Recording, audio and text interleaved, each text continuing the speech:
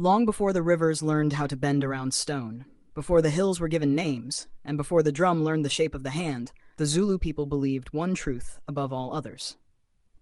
A warrior does not die. When his blood returns to the earth, his courage does not follow.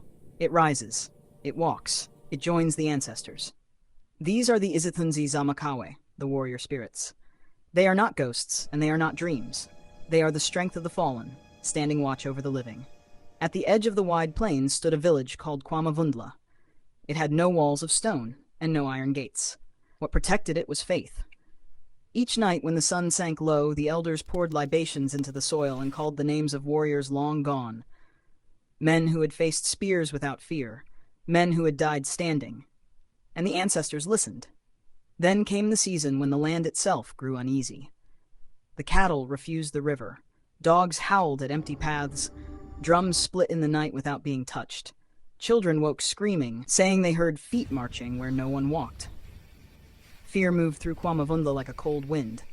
The elders gathered beneath the old fig tree and knew this was no sickness and no human enemy. Something ancient had awakened. From the deep places where names are forgotten rose Umhoka, a devourer of souls. It did not burn villages. It erased them. Where it passed, stories vanished, and memory turned to dust. The living warriors sharpened their spears and prepared to fight. But the oldest among them, Gogo Namusa, stepped forward. Her body was bent with age, but her eyes were clear. "This battle," she said, "does not belong to the living. The dead must rise." That night, the moon climbed into the sky, red like fresh clay. No fires were lit. No drums were struck. The village waited. Then the earth answered. From the hills came the sound of spears colliding, slow, heavy, and deliberate.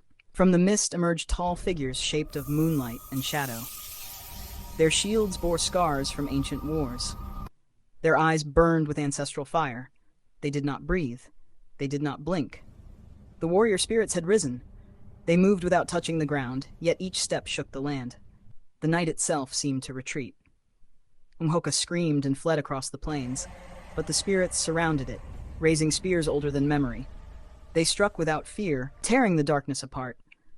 Umhoka fought back, sending waves of terror across the land. But fear had no power over those who had already died. The final blow came from a young warrior spirit who had fallen long ago, protecting his king.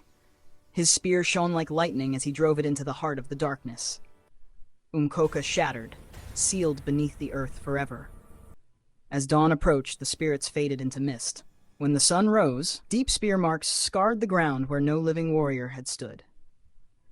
From that day, the Zulu say that when the wind smells of iron, and courage rises without reason, the warrior spirits are near.